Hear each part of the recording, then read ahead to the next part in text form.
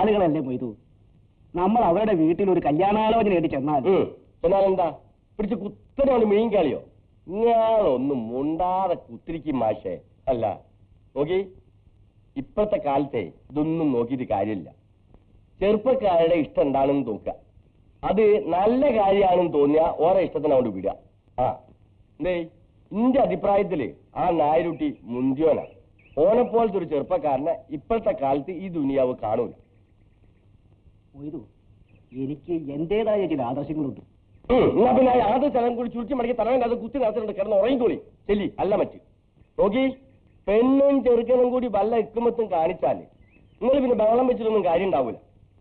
നോക്കി ഇങ്ങോട്ട് നോക്കി, ഞാൻ പറഞ്ഞേക്ക് നേരെ അങ്ങോട്ട് ചെല്ലുക. ഭാഗ്യരവ്യമായി കാണുക. കാര്യത്തിന്റെ കിടപ്പുകളൊക്കെ അങ്ങോട്ട് പറയാ.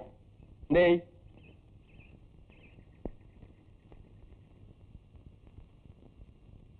വാദ്യാർക്ക് ഇങ്ങനെ ഒരു ആലോചനയായിട്ട് എന്റെ മുമ്പിൽ വരാൻ എങ്ങനെ ധൈര്യം വന്നു എന്നാണ് ഞാൻ ആലോചിക്കുന്നത്. എനിക്ക് മാന്യതയ്ക്ക് ഒരു കുറവുമില്ല ഭാർഗവമ്മേ.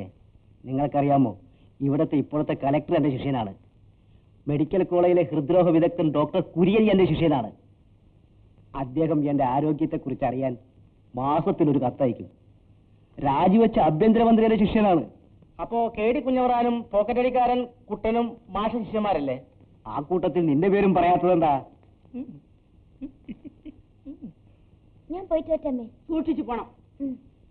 ഭാർഗവമ്മേ, ഒരു അധ്യാപകന്റെ മാന്യത നിങ്ങൾ മനസ്സിലാക്കണം. രവീന്ദ്രനും ഒരു അധ്യാപകനാണ്. അവൻ പഴയ 5 രൂപ വാദ്യാരൊന്നുമല്ല. ഇപ്പോഴത്തെ ടീച്ചർമാരും പഴയ വാദ്യാരന്മാരും ഒരുപോലെ.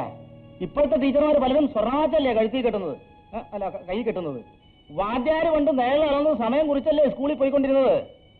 എന്റെ മക്കൾക്ക് 2 ലക്ഷം രൂപയുടെ സ്വത്ത് വീതം കൊടുക്കാൻ എനിക്കുണ്ട്.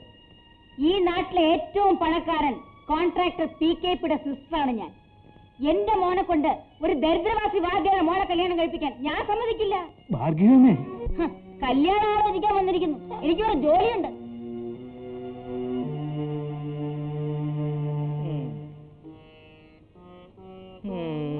പക്ഷേ ഞാനൊന്നും പറയാതിരുന്നത് എന്റെ ഗുരുഭക്തി കൊണ്ടാണ്. കേൾക്കാനുള്ളത് മുഴുവൻ കേട്ടില്ലേ? ദേ, മോൾക്ക് ദഹനക്കേട് വരുന്നതിന് മുമ്പ് ഏതെങ്കിലും കൂലിക്കാരനെ പിടിച്ചു കൊടുക്ക്. ഞാൻ പറയുന്നതുകൊണ്ട് ഒരു ഡിഫിക്കൽറ്റി തോന്നരുത് കേട്ടാ, മനസ്സിലായില്ലേ?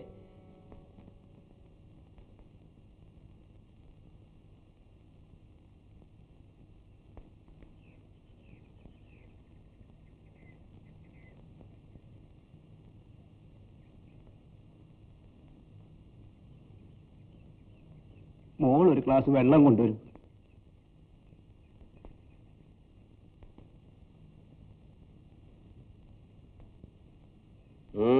പോയ കാര്യം എന്തായിരുന്നു? അവരെന്നെ അപമാനിച്ചയച്ചു.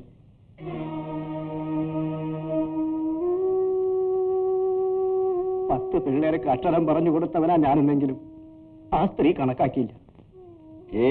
ഇങ്ങനെ അതൊന്നും കാര്യാക്കണ്ടെന്ന്. ഓനിക്ക് ചൊണയുണ്ടായ പെണ്ണിയും കൊണ്ട് മാറി താമസിക്കാലോ. എന്തേ? അതൊന്നും നടക്കില്ല പോയത്. ഒരു നേരത്തെ കഞ്ഞിക്ക് അന്വേഷിക്കാൻ കഴിവുള്ളവനെ ഞാൻ എന്റെ മോളെ പിടിച്ചു കൊടുക്കും. എന്നെ ഓർത്ത് അച്ഛൻ വിഷമിക്കണ്ട. എന്റെ അച്ഛനെ ശുശ്രൂഷിച്ചുകൊണ്ട് ഞാനിവിടെ കഴിഞ്ഞോളാം. മറ്റൊരു വിവാഹം എനിക്ക് വേണ്ട.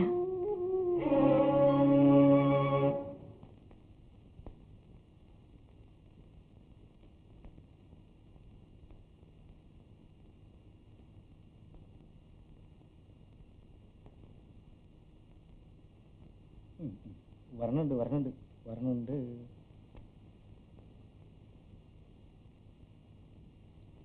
രവീന്ദ്ര,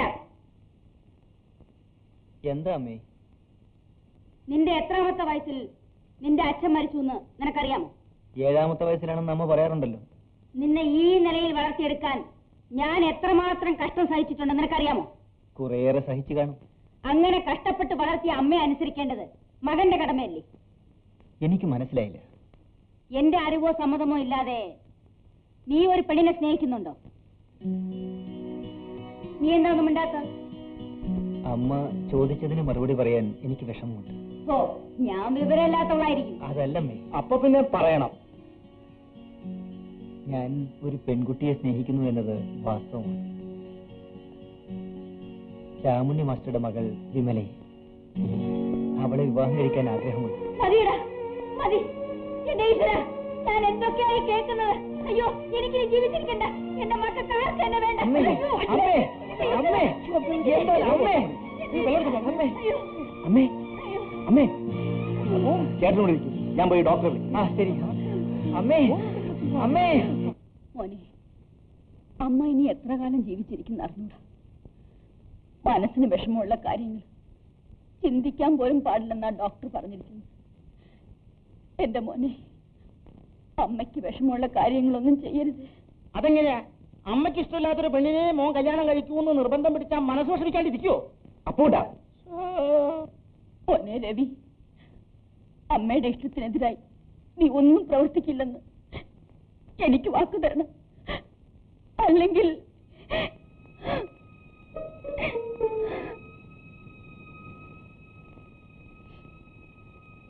ശരി.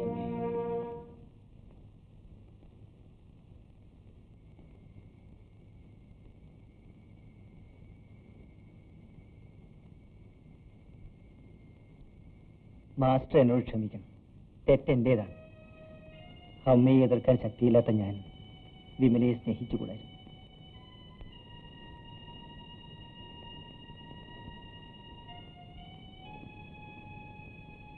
അച്ഛൻ മരിച്ചതിന് ശേഷം വളരെ കഷ്ടപ്പെട്ടാണ് അമ്മ ഞങ്ങളെ വളർത്തിയത്.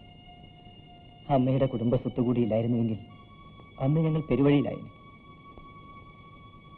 ആരെതിർത്താലും വിമലയെ വിവാഹം കഴിക്കാൻ ഞാൻ തയ്യാറാണ്. പക്ഷേ അമ്മ ഒരു ഹൃദ്രോഗിയാണ്. ഞാൻ അമ്മയെ അനുസരിക്കാതിരുന്നാൽ അത് അവരുടെ മരണത്തിനിടയായിരിക്കും. വിമലയെ ഏതെങ്കിലും ഒരു നല്ല കുടുംബത്തിലേക്ക് വിവാഹം ചെയ്തു കൊടുക്കും.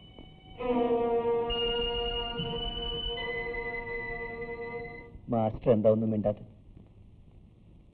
Master, master, master, master.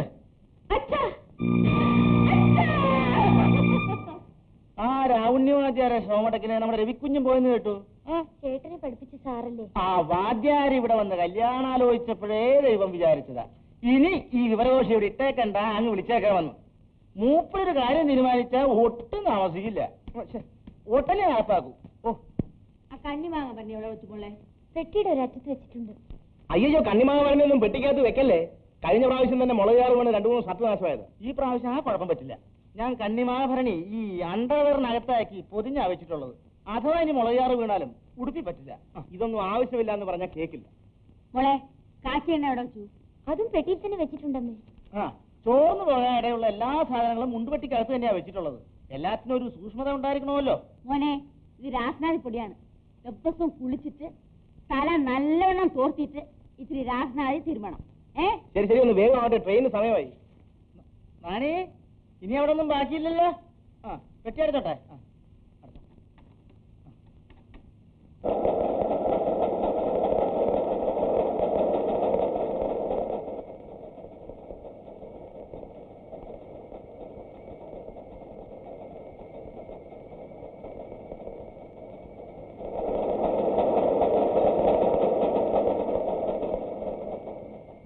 Ramu, എടാ രാമു, എഴുന്നേക്കടാ. എന്തു പറ്റി നിനക്ക്? എന്ത് പറ്റാ? നിനക്ക് 2 ദിവസം കൂടി താമസിച്ച് വന്നാ പോരായിരുന്നു. വീട്ടിൽ ചെന്നപ്പോ അമ്മ വിട്ടില്ല, ഞാൻ എന്ത് ചെയ്യും? നിന്നെ അമ്മ പിടിച്ചു നിർത്താൻ നോക്കുന്നു. ഞാൻ എവിടെയെങ്കിലും പറ്റിക്കൂടാൻ നോക്കുന്നു. എടാ, നീ എന്തിനാ ഇത്ര ബുദ്ധിമുട്ടുന്നത്? നീ ധൈര്യപൂർവ്വം വീട്ടിൽ ചെന്നാ അവര് കയറ്റാതിരിക്കും. ചിറ്റമ്മയോ കേറ്റും. പിന്നെ ജീവനോട് അവിടെ ഇറങ്ങി വരില്ലെന്ന് മാത്രം. അച്ഛനും അമ്മയില്ലാത്ത എനിക്ക് അവിടെ എന്ത് കാര്യം? ശരി, എന്തോ ആവട്ടെ, നീ എഴുന്നേക്ക്. എങ്ങനെ എഴുന്നേൽക്കുന്നത്? ആഹാരം കഴിച്ചിട്ട് 2 ദിവസമായി. നമുക്ക് വഴിയുണ്ടാക്കാം. അവിടെ നിൽക്കുന്ന പെട്ടി ഞാൻ എടുത്തോളാം. അതിനകത്ത് വല്ല തിന്നാൻ കാണും. എടാ എടാ എടാ, കണ്ണിമാങ്ങ അതിനകത്ത്. പതുക്കെ പതുക്കെ. കണ്ണിമാങ്ങ എന്തെങ്കിലും.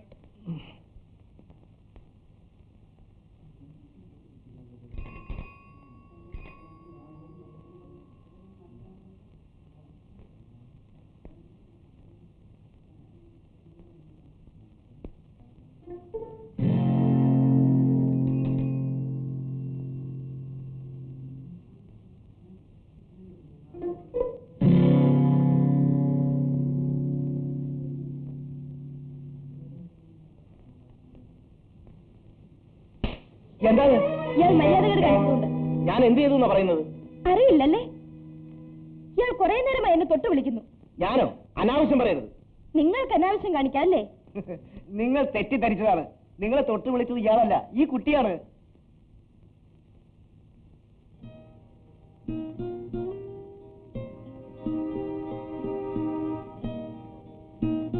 അടിച്ച് കരണം പൊട്ടിക്കേണ്ടത്. ഒരു സ്ത്രീ ആയതുകൊണ്ട് ഞാനത് ചെയ്യുന്നില്ല. അവൾ വയറ് വേശിന്നിട്ടാ തോന്നുന്നത്. പാവം, അവൾ ഒരു ഊമയാണ്. വലിയ വീട്ടിലെ പെണ്ണാണെന്ന് തോന്നുന്നുണ്ടല്ലോ. വലതും കൊടുത്തോട്ടെ. കൊടുത്തു വേണ്ടില്ലേ പെൺകുട്ടികൾ അഹങ്കാരികളാവരുത്.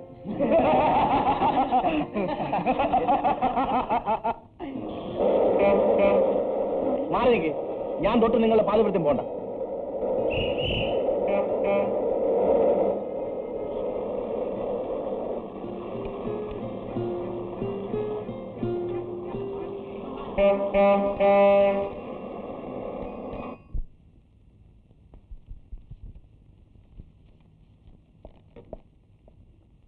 Good morning sir.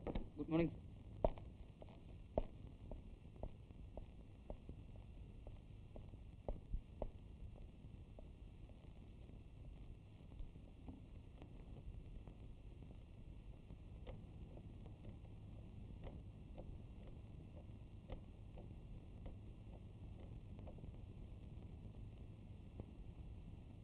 രാമോ, എടാ രാമോ, രാമോ, നീ എന്താ ചില വേലക്കാരെ വിളിക്കുന്ന വിളിക്കുന്നത്? എനിക്കൊരു ഫീലിംഗ് ഉണ്ട് കേട്ടോ. എടാ, ഇന്ന് രാവിലെ ഞാൻ ആരെയാ കണി കണ്ടത്?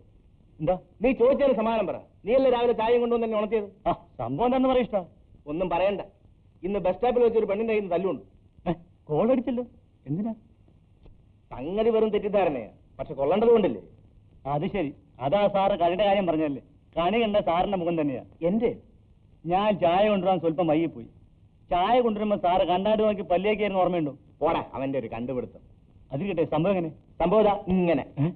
സംഭവം സ്വല്പം ചൂടുള്ളതാണല്ലോ. എടാ, ബസ് സ്റ്റോപ്പിൽ ബസ് കാത്ത് നിൽക്കുമ്പോ ഒരു പെണ്ണിന്റെ വയറ്റിലത്തെ ഇങ്ങനെ ഒരു ചൊറിച്ചിൽ. അവള് ഞാനാന്ന് വിചാരിച്ചു. അടിയും പറ്റിച്ചു തന്നു. സത്യത്തിൽ സംഭവം നടത്തിയ ഒരു ഭിക്ഷക്കാരി പെണ്ണായിരുന്നു. ആ പെണ്ണ് കൊള്ളാമോ? ആര്? ഭിക്ഷക്കാരിയോ? അതല്ലടാ, അടിച്ച പെണ്ണ്. എടാ, തല്ലുകൊണ്ട് ആർക്കെങ്കിലും പെണ്ണ് നോക്കാൻ മൂട് കിട്ടുമോ? എടാ, നിനക്ക് ലോകത്തെ കുറിച്ച് വല്ല പേരുണ്ടോ? ഇല്ല. എടാ, പെണ്ണ് പിണങ്ങിയാൽ അത് ഇണക്കത്തിന്റെ ലക്ഷണമാണെന്നാ. ഇവിടെ നിന്നാണ് ഈ ബന്ധങ്ങൾ ഉണ്ടാവുന്നത്. ലോകചരിത്രത്തിലെ പ്രേമബന്ധങ്ങളെ കുറിച്ച് പറയുകയാണെങ്കിൽ നീ ഒരു കാര്യം ചെയ്യും. ഒരു കടലാസ് എടുത്ത് ഈ കഥകൾ മുഴുവൻ അങ്ങ് എഴുതി വെക്കും. ഞാൻ സൗകര്യം പോലെ വായിച്ചോളാം. പേനയുണ്ടോ? ഈ ഫയലെടുത്തേക്ക്.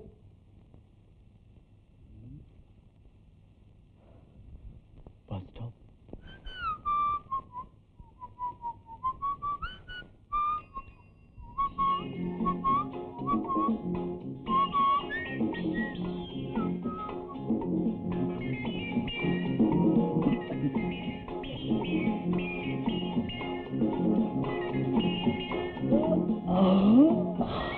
സോറി.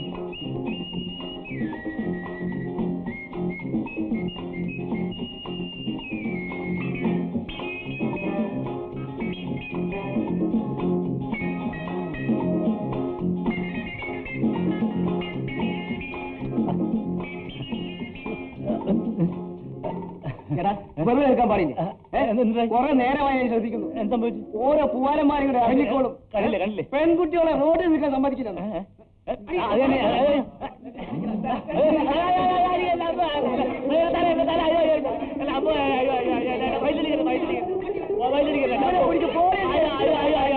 വീട്ടിൽ വിട്ടാൽ മതി, പോലീസ് സ്റ്റേഷൻ വിടണ്ടേ? അപ്പോ എന്നെ വീട്ടിൽ വിട്ടാൽ മതി, പോലീസ് സ്റ്റേഷൻ വിടണ്ടേ? അയ്യോ, പോലീസ് സ്റ്റേഷൻ വിടണ്ടേ? അയ്യോ അയ്യോ